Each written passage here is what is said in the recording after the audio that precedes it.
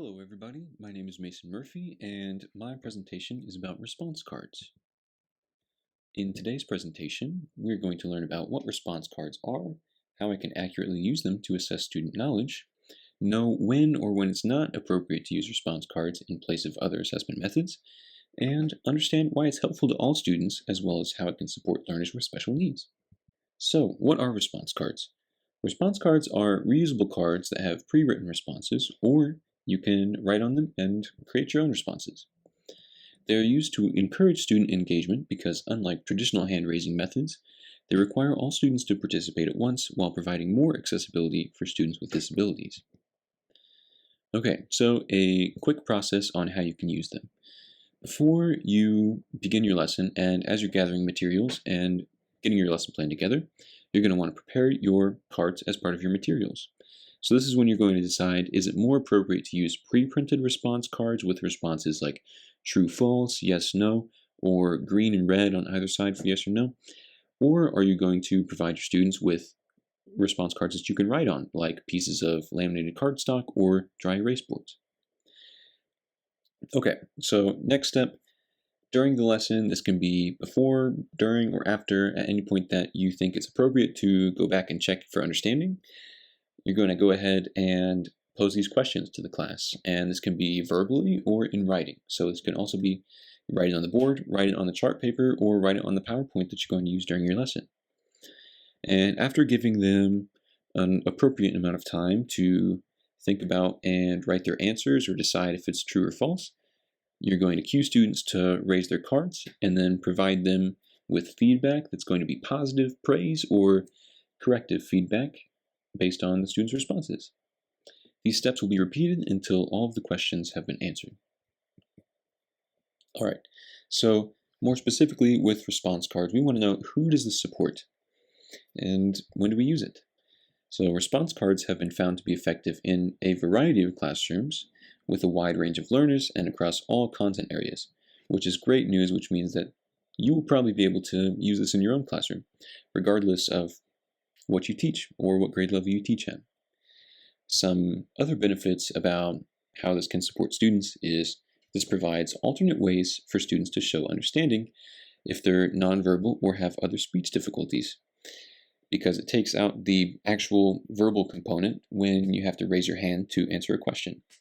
This can also lower anxiety of nervous students and otherwise takes down barriers that are normally up to participate in discussion or answering questions if you're just asking students to raise their hands. For example, students who normally stay silent, whether that's because they're not motivated to raise their hand, they don't want to answer because they're afraid they're going to get it wrong, or if they just don't want to speak in front of the entire class, they can all silently hold up their cards, which allows us as teachers to gauge understanding of all of our students and not just the few people who are always raising their hands. Okay, so when is this appropriate to use?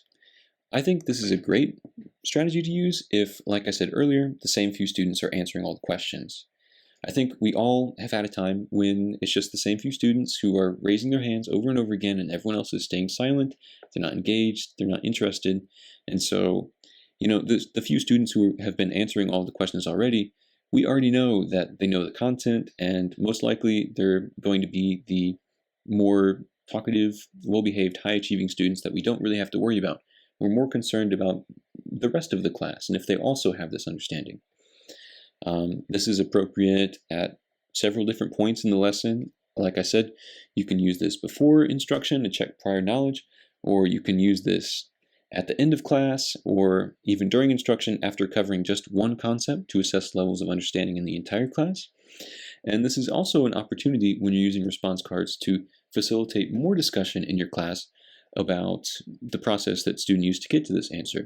For example, if you're having all of your students solve a math problem on dry erase boards, have a volunteer go up and display the process on the board for the rest of your students.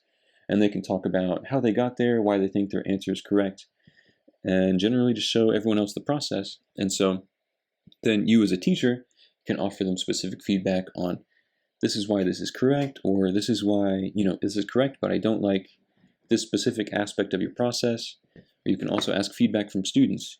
You say, other students, do you think this answer is correct? What do you think they could have changed? And I understand that this changes the flow of the class because response cards are usually pretty quick from question to question. So if this is a content area that you have the time, or you want to give everyone more examples to see worked out problems from other students, this would be great.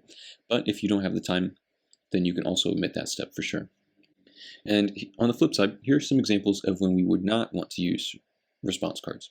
So pre-written response cards cannot assess all levels of understanding on Bloom's taxonomy. It's best just for, or the pre-written ones are best just for simple tasks like recall, testing the memorization. True false cannot assess higher levels of understanding. And you can bypass a little bit of this by having them write down their own answers, but again, there are other formal assessment methods that would work better if you're trying to assess those higher levels of understanding. Another non-example would be if you're using response cards and then you don't provide them with corrective feedback if they get it wrong, or you don't tell them when they get it right. You need to provide specific corrective feedback, otherwise the benefits of this method are going to diminish a lot. You would also need to ensure students who struggle with writing or comprehending directions aren't rushed to respond, because this will skew the accuracy of your assessment, because they're not getting it wrong because they don't understand it. They're probably just getting it wrong because they can't write down the answers fast enough, or they didn't understand your instructions. So be sure that you account for those variables. Also, if you're having students work as small groups or peer pairs, I don't think this would be an appropriate way to assess understanding, because you're only getting one response card per group, which I'm sure can work in specific situations, but response cards are best when each individual has their own cards. Then you can see on an individual level who understands, who doesn't, and who needs extra help. Thank you guys so much for listening. I hope that you will use response cards in your classroom and that you learned something. Thank you.